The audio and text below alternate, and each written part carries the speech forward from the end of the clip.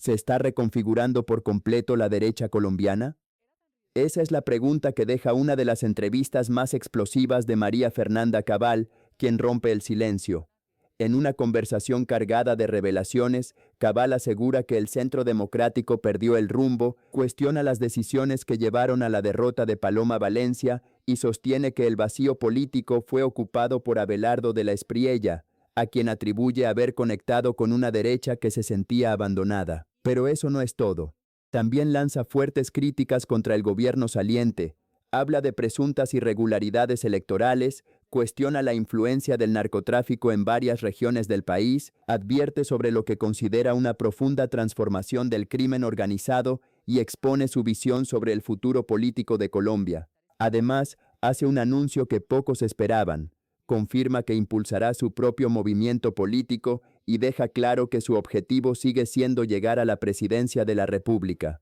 Para ella, el tiempo de depender de otros terminó y comienza una nueva etapa en la que buscará liderar una derecha diferente, más liberal en lo económico y con un discurso propio. De alguna manera, ¿y qué piensa de esta elección de Abelardo como nuevo presidente? Entonces, era tan riesgoso el asunto que yo lo he descrito en medios, en entrevistas, en la columna que yo escribí que se llama El Tigre y la Paloma. Y es que el péndulo obligatoriamente tenía que girar a la derecha, como pasa en América Latina y está pasando en muchos países de Europa. Y el presidente Uribe no entendió el momento político, no me dejó. De hecho, yo tengo la tesis que ninguna le gustábamos, nos dejó ahí mientras él se tomaba fotos con otros candidatos y ese espacio, ese vacío, lo ocupó la candidatura de Abelardo de la Espriella. Y es que Uribe siente una aversión por su formación liberal hacia la derecha. La gente cree que Uribe es de derecha por la contundencia con la que actuó frente a la criminalidad, a la guerrilla, la Ley 975 de Justicia y Paz, que la verdad sirvió para poder frenar todas las masacres y ese desastre de paramilitares y guerrilla que llegamos a 30.000 muertos años, la cifra más alta en la historia de violencia en Colombia, año 2002. Y ese prejuicio hacía que él no se sintiera a gusto. Por eso mueve la campaña de Paloma cuando no le sube el candidato, que yo estoy segura que era el de él, que era Pinzón, mueve la campaña de Paloma hacia el centro, intenta cautivar votos a través de Oviedo, intenta cautivar la juventud que Oviedo atrae. Y eso fue un error estratégico. ¿Por qué? Porque en primera vuelta, y ustedes apréndanse esto en política, usted consiente a los suyos. La primera vuelta usted consiente a su base conservadora, de derecha, veteranos, cristianos, católicos. No la golpea con ideas que son abiertamente contrarias a sus sentimientos y a su formación y a sus valores. Y haber puesto a Oviedo, que además lo he repetido, yo voté por Oviedo a la alcaldía, Oviedo ha sido amigo nuestro, me parece que el primer error estratégico fue Paloma, triunfadora de la consulta, invitarlo y que él llegara con dos exigencias o líneas rojas que parecían dictadas por Santos, que eran el Acuerdo de La Habana y la JEP. Líneas rojas que para nosotros han sido inamovibles en nuestro discurso. A usted no viene un invitado especial a bailar el vals en su quinceañero a decirle que se cambie el vestido que no se le ve bien. Entonces, desde ese momento empezó una fricción, una desarticulación de campaña, un señalamiento a la campaña de ella y todo ese espacio que estaba vacío en la derecha lo ocupó Abelardo con una campaña que usó frases mías, ¿no? Sí, le hemos visto extrema coherencia, la dije yo. Yo no prometo, yo me comprometo, vamos a poner orden en la casa, pero como me dijo José Félix, las ideas no tienen dueño. Usted simplemente las usa y tiene razón. Esa campaña tuvo la versatilidad de entender las redes sociales como la forma de comunicación más efectiva hoy en una estrategia política electoral. Ya no es la tarima, ya no es ir a 500 municipios que usted llega agotado. No, una publicación te puede generar millones de reproducciones, es más efectiva y al final, yo repito una y mil veces a ustedes que son periodistas, la comunicación es el rey.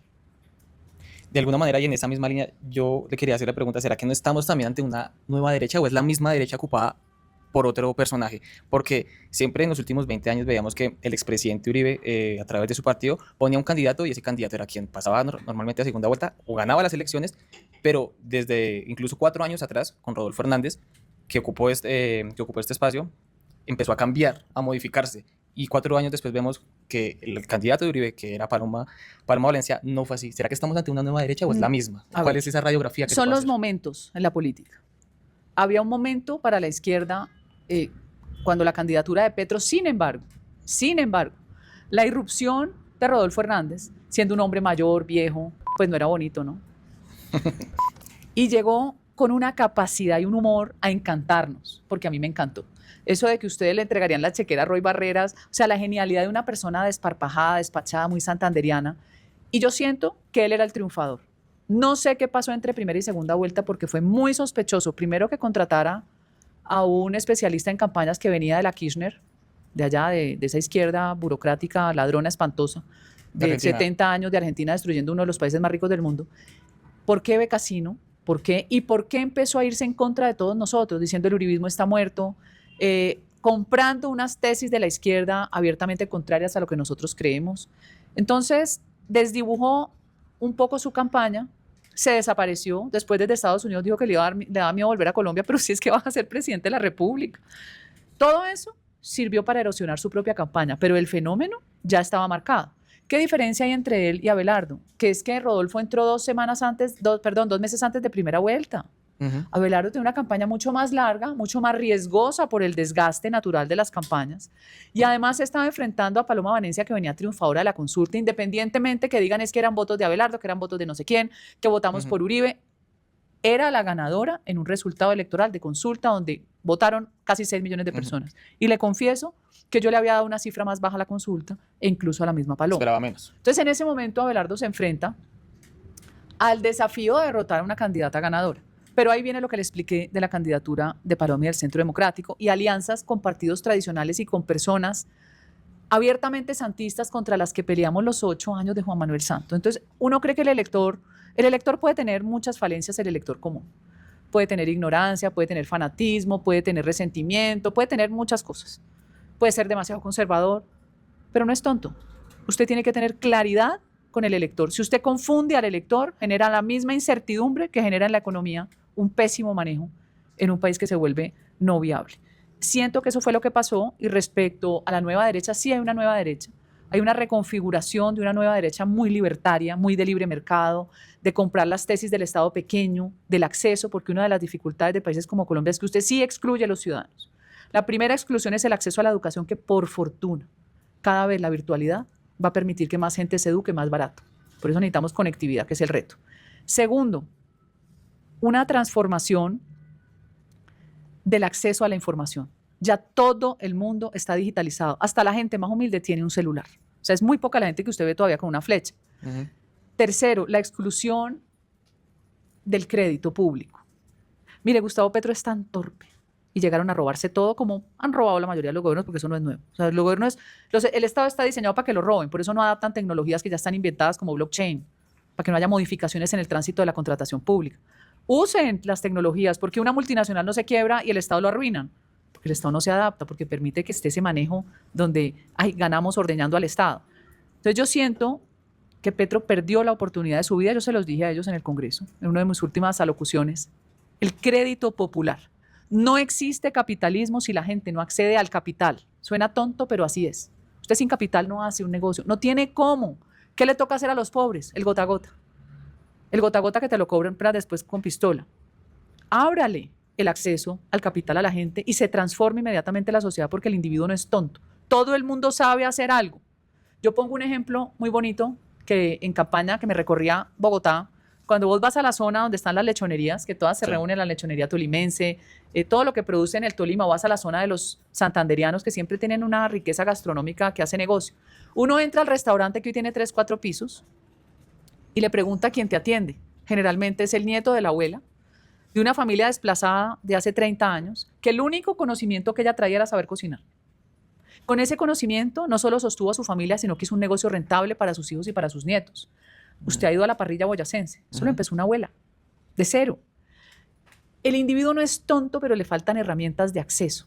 Dele el acceso y el país cambia. Usted no necesita regalar, usted necesita que la gente produzca riqueza.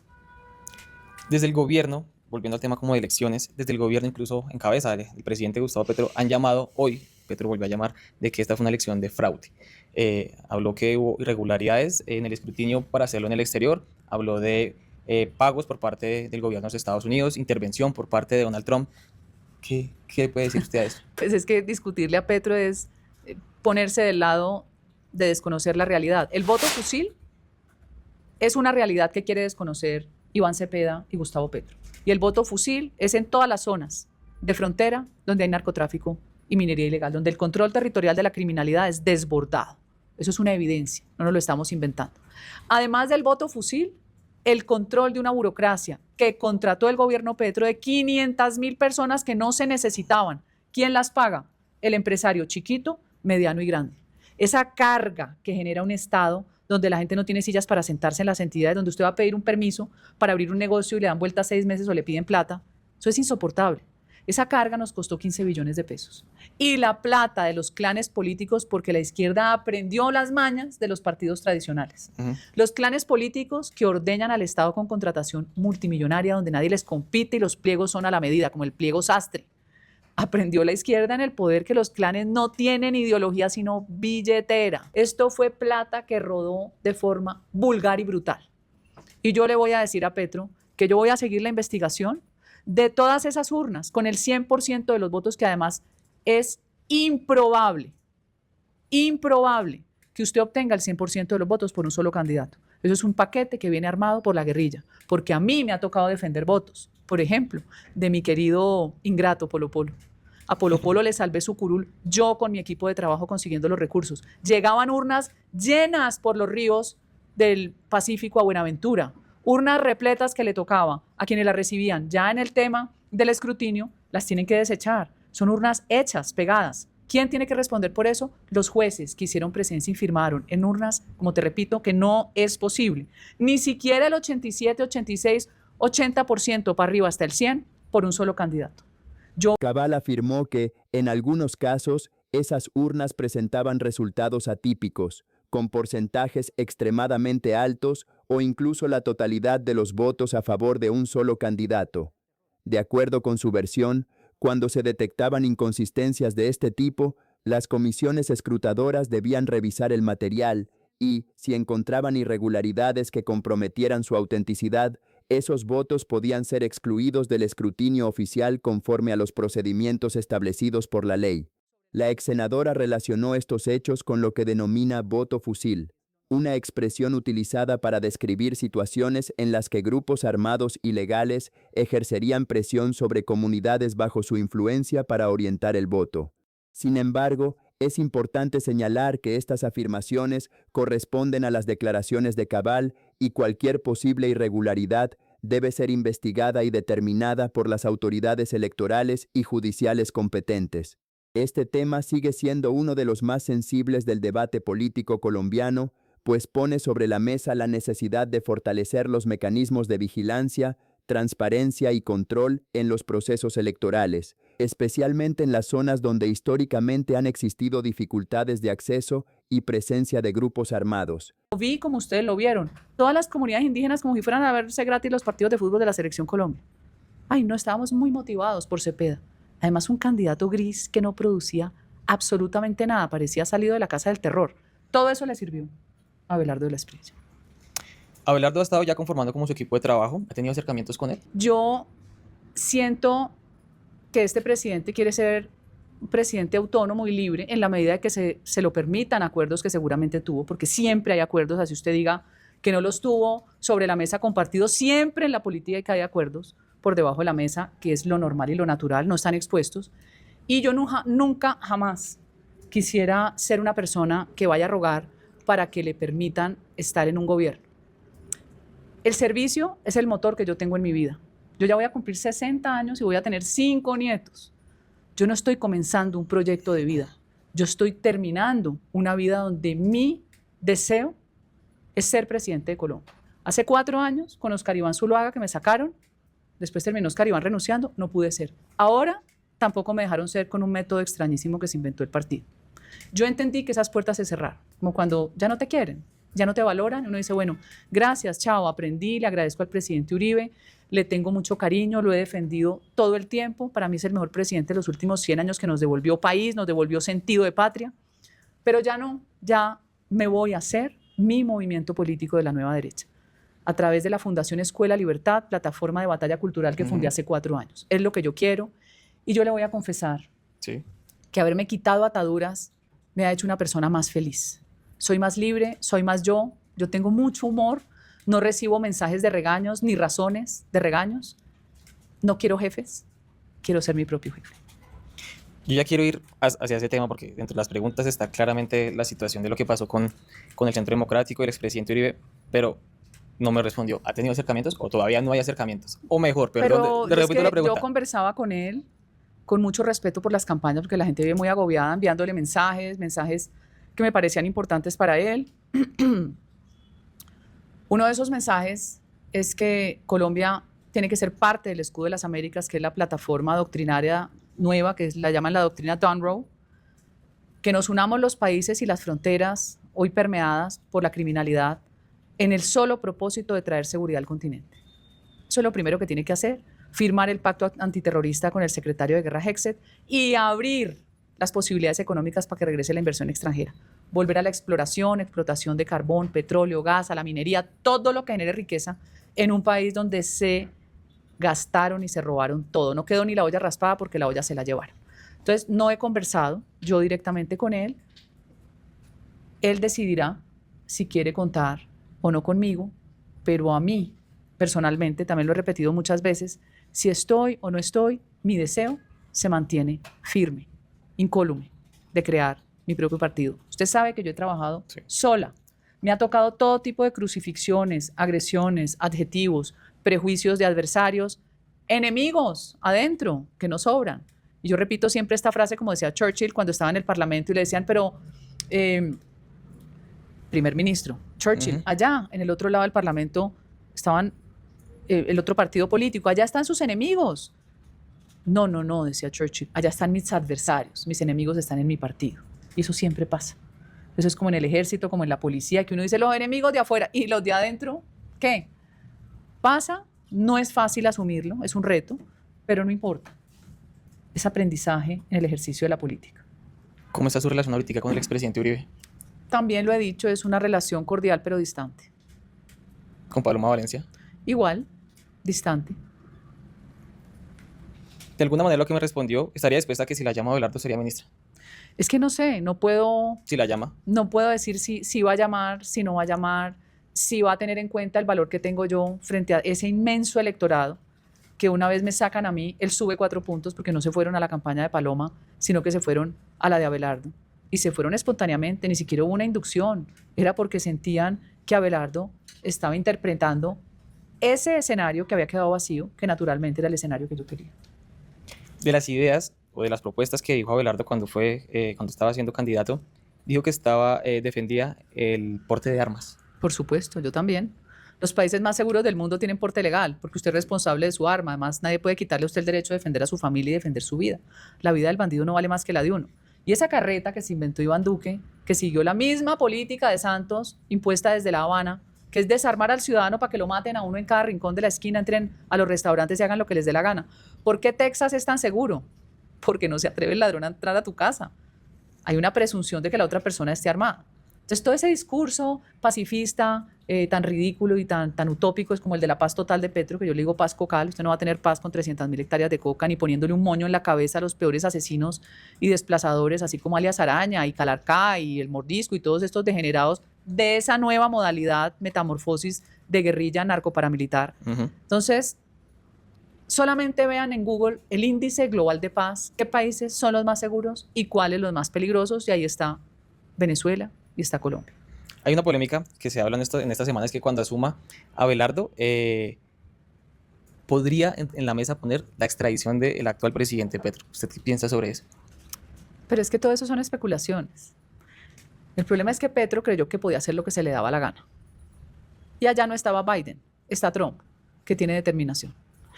La relación entre Gustavo Petro y Donald Trump ha sido una de las más tensas entre un presidente colombiano y un mandatario estadounidense en las últimas décadas. Todo comenzó a finales de enero de 2025, cuando Petro se negó a recibir vuelos militares con colombianos deportados desde Estados Unidos, argumentando que los migrantes debían ser tratados con dignidad y no como delincuentes. La respuesta de Trump fue inmediata. Anunció la imposición de aranceles y otras medidas de presión, generando una crisis diplomática que puso en alerta a empresarios y mercados. A partir de ese momento, ambos mandatarios intercambiaron fuertes críticas. Petro cuestionó varias decisiones de la política exterior estadounidense y defendió una postura de mayor autonomía para Colombia, mientras Trump endureció su discurso sobre la lucha contra el narcotráfico, la migración y la seguridad regional. Durante meses, la tensión dominó la agenda bilateral y las relaciones parecían entrar en un punto de ruptura. Sin embargo, tras meses de confrontación, ambos presidentes sostuvieron una reunión en la Casa Blanca que permitió reducir el tono del conflicto y reabrir los canales diplomáticos. Aunque no se anunciaron grandes acuerdos, el encuentro marcó un cambio de ambiente y dejó claro que, pese a las profundas diferencias ideológicas, Colombia y Estados Unidos siguen siendo aliados estratégicos en temas de comercio, seguridad y cooperación internacional. Toda transacción que usted haga por una cuenta bancaria que use un intermediario gringo queda en jurisdicción americana. ¿Qué platas entraron? ¿Qué platas movieron en la campaña de Gustavo Petro? Plata del Cártel de los Soles. Hoy, por fortuna, intervino Trump a Venezuela y el bandido de Maduro está pagando en una cárcel y la degenerada de la Cilia también, y tienen que llevarse otros más. Yo siento que esa intervención no permitió que entrara ese platal para robarse estas elecciones, porque el Cartel de los Soles influye en elecciones de la frontera de Colombia, de alcaldes, de concejales, de gobernadores y, por supuesto, influye en presidentes, y lo hace en varios países también, como lo hizo la empresa criminal Odebrecht. La empresa criminal que Lula da Silva lleva a todos los países del socialismo del siglo XXI, vienen acá, vienen a Estados Unidos, los gringos sí los hicieron terminar las obras, ¿no? Porque allá la justicia es distinta. Acá salieron muertos de la risa, y en Brasil ni se diga, en Brasil creo que hasta les pidieron perdón a los bandidos de los dueños de Odebrecht.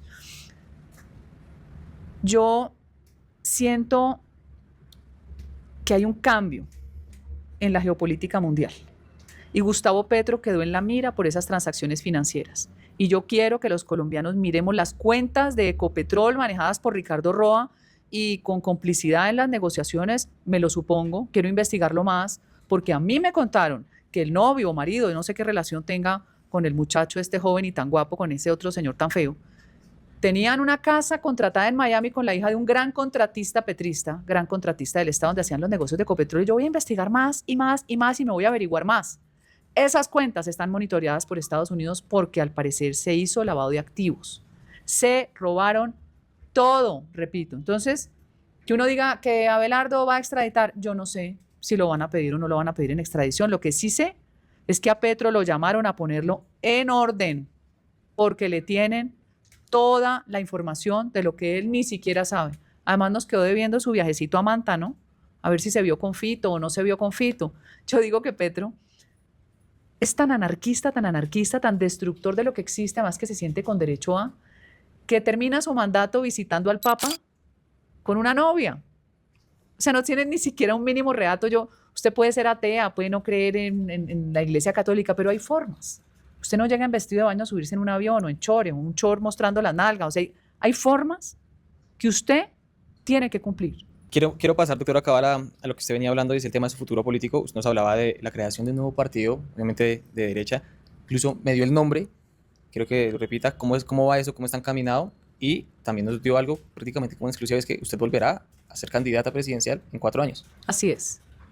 También las redes quieren que sea gobernadora del Valle. Alcaldesa también por ahí que es...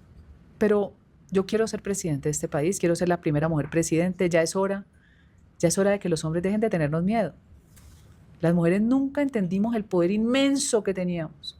Y no es el poder de destruir el género masculino, porque yo no estoy de acuerdo, así como no estoy de acuerdo ni con el maltrato de hombres a mujeres, ni con el abuso, tampoco estoy de acuerdo con falsas denuncias de mujeres que terminan arruinándole la vida a un hombre. O sea, España se volvió invivible. Usted no puede decirle a una niñita ni estás bonita porque entonces te manda para un juicio. O la niñita que hace 2 años usted tuvo una relación sexual y ahora dice que usted la violó. No, parece que ahí estamos pasando los límites de convivencia, y el odio a los hombres por las feministas me parece detestable si todas tenemos un papá hombre. Y además yo tengo un marido y tengo hijos hombres. Y uno tiene que exigir respeto también por el género masculino, porque esto es de lado y lado como se construye civilización.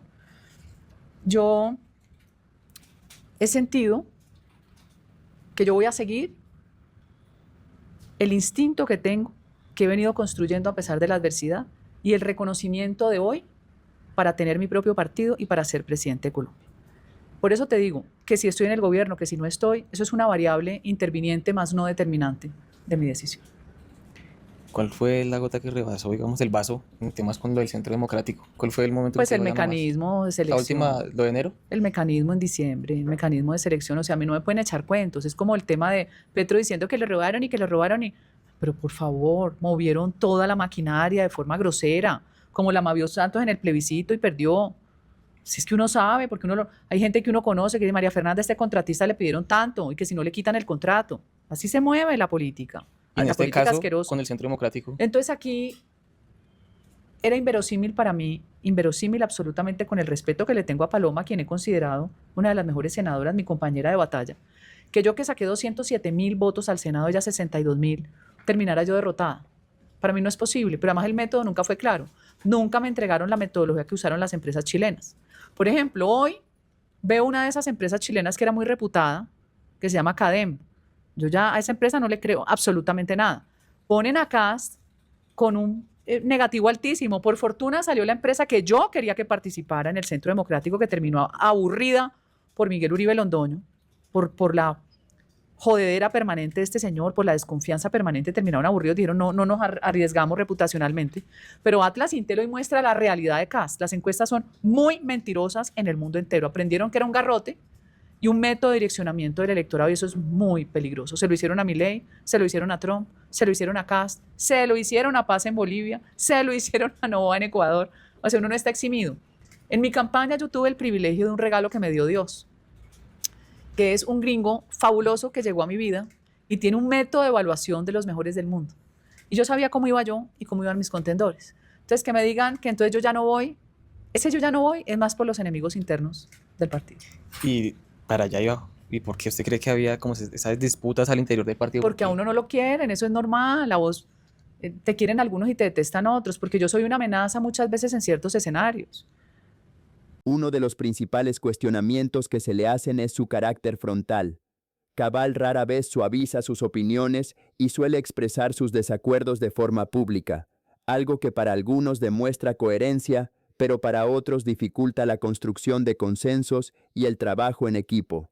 Analistas políticos también han señalado que su discurso contundente puede movilizar a una parte del electorado, aunque al mismo tiempo genera resistencias en sectores más moderados.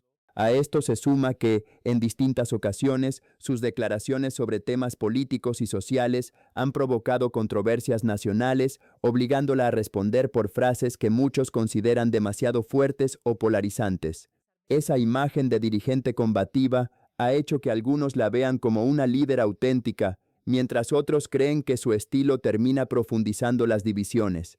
Precisamente por esa personalidad independiente, Cabal ha manifestado en varias oportunidades que prefiere defender sus convicciones antes que modificar su discurso para agradar a todos. Algunos me consideraban, es que es muy de derecha. No, ella no. O que no querían a José Félix. Cualquier cosa. Necesitaban a alguien que fuera de pronto menos independiente, menos irreverente, menos autónomo. Eso es lo que siento que pasó. Doctora Cabal, ¿usted le rescataría algo a este gobierno? Se lo digo porque su esposo trabajó muy de la mano con quien fue el candidato precisamente a ese gobierno de Iván Cepeda, y en algún momento vimos por ahí que habló bien de Iván Cepeda. Mira, con eso lo han crucificado y lo usaron en campaña para crucificarme a mí, y es absolutamente injusto. Cuando Gustavo Petro llega a la presidencia, le voy a decir qué ventajas tiene la izquierda frente a nosotros, que vivimos midiendo, si digo A, van a pensar B, si digo B, van a pensar C. ¿Qué ventajas tiene? La izquierda no tiene vergüenza y es mucho más libre. Entonces Petro primero gobernó con sus amigos. Uno debe gobernar con sus amigos. Lo que pasa es que él puso a los peores y los más ineptos y le tocó cambiar los manuales de funciones y sacó a la gente buena. Uno no saca a los técnicos de las entidades jamás. Jamás. Cuando Gustavo Petro, atrevido, en el buen sentido, que se atreven a hacer cosas que uno de derecha muchas veces tiene reatos y deberíamos aprender a ser atrevidos, le dice a José Félix, yo quiero que usted esté en las negociaciones con el ELN. Lo primero que hacemos, porque yo estaba con él, es llamar a Álvaro Uribe Vélez. Y fue solamente bajo autorización del presidente Uribe que él estuvo en la mesa, porque Uribe le dijo, es mejor estar que no estar, que es una visión absolutamente pragmática. Él empieza a aproximarse a un escenario desconocido, a conversar con unos personajes que a mi juicio son totalmente sociópatas y asesinos. Hoy yo los calificaría como asesinos en serie. Unos tipos que se atreven a poner bombas en la mitad de un acuerdo, que se atreven a poner bombas en el Andino. Pues usted es un degenerado psicópata y debería estar preso o dado de baja. No, aquí llevan años estos psicópatas, que además hay que recordar que el ELN nace del ala marxista de los sacerdotes de la Iglesia Católica. Y eso pasó en toda América Latina. Era un método que nace en los curas, los sacerdotes obreros de Francia, la Francia del País Vasco, pasa a España, después son exportados como células revolucionarias a varios países y participan en invasiones de tierra, en asesinatos de trabajadores, pues yo tengo eso documentado. Acuérdense del cura Pérez, tan querido el cura Pérez. Manuel Pérez. Cura Manuel Pérez, que era otro sociópata degenerado. Acuérdese de Carmen de Chucurí. Usted va a Carmen de Chucurí y hay 300 personas mochas por el ELN y la complicidad de los curas, bandidos. Por eso la bata esa del cura Camilo, que eso es paja, esa bata de cualquier joda que se inventaron. Mándense la Carmen de Chucurí. Yo la quemaría en la mitad de la plaza de Carmen de Chucurí. Todos los mochos que la quemen. Como el sombrerito de Pizarro, que tampoco es ningún sombrero de Pizarro. Lo vieron comprar en alguna feria. Son los símbolos. Así como ondear las banderas del M-19 cuando quemaron vivos a los magistrados del Palacio de Justicia. A mí esa forma de ideas de la juventud me parece que va exactamente en contravía de la construcción de civilización y de todas las víctimas que ha dejado un país como Colombia, que ha sido una sociedad violenta desde su origen como nación. ¿Qué me parece bueno? Que gobernó con sus amigos, que se atreve a hacer propuestas audaces como invitar a José Félix. Y en ese intercambio de diálogo, ¿qué pasa cuando usted dialoga con un contrario? Empieza a conocerse, de pronto encuentra algún puntico de afinidad porque somos seres humanos y de pronto lo que encuentra es unas diferencias tan profundas que dice aquí no podemos llegar a ningún acuerdo. Conocerse no es un delito. Lo que es un delito es premiar a los delincuentes con casa, carro y beca, como hizo Santos con el Acuerdo de La Habana y con Sergio Jaramillo y con Ruy Barreras y con todos esos que debieron hacer negocios, porque eso gratis no fue. Olvídese, gratis, la guerrilla no ha hecho nada. ¿Qué más hizo bien? Si lo que yo siento es que la izquierda perdió una oportunidad de transformar un país con un Estado capturado por mafias y carteles de la contratación pública. Quiso romper el sistema de salud, que hay corrupción, corrija la corrupción, pero no destroce un sistema y deja a los niñitos muriéndose sin medicinas y a los viejitos. No haga eso, porque entonces un gobierno que pareciera que patrocinara un genocidio como a lo Mengele con el Hitler. Dañaron a la gente más pobre. Los pelados del ICETEX, yo develé un escándalo ayer. Sí. Crean un fondo dizque para ayudar a estos pelados cuando se colgaban en los pagos y se lo gastan en tecnología y no existe la herramienta tecnológica. Vaya, averigüe para dónde se fueron de paseo a la China a seguir gastando. Esos pobres pelados desesperados buscándonos para que pasáramos el proyecto de ley y las amnistías del ICETEX, pero a todos los convencieron de votar por Petro porque era el cambio. La orden de Petro, para que ustedes lo sepan, era acabar el ICETEX, 200.000 pelados sin estudio. Entonces me preguntas qué me gusta, ¿no? Es que un man que trina todos los días diciendo algo horrible. ¿Qué día amaneció Petro contento? ¡Nunca! Y además cuando se enloquecía en la medianoche, ¿cómo es que Laura Sarabia no le quitaba el Twitter? Casi acaba la relación con Estados Unidos, que nos compra el 50% de los productos. Solo ponga las flores, cuánta gente vive y trabaja en las flores. Solamente esos son más de 200.000 empleos que se iban por la borda. No, es que me parece que fue tan irresponsable Petro que arruinó la oportunidad de reivindicación de toda la carreta que echa a la izquierda, que te van a vender el paraíso, que vas a ser más bonito y te dejan en la olla. Mire Venezuela. María Fernanda Cabal no solo habló de su salida del partido que la acompañó durante tantos años, sino que también explicó las razones que, según ella, la llevaron a tomar un nuevo camino político. Además, expuso su visión sobre el rumbo del país, la transformación de la derecha y los desafíos que enfrentará el nuevo gobierno. Como siempre, será el tiempo el que determine cuáles de estas afirmaciones terminan convirtiéndose en realidad y cuáles quedarán como parte del intenso debate político que vive Colombia. Lo cierto es que las declaraciones de Cabal ya están generando reacciones y seguramente seguirán dando de qué hablar en los próximos días. Ahora queremos conocer tu opinión. ¿Crees que María Fernanda Cabal fue tratada injustamente dentro de su antiguo partido?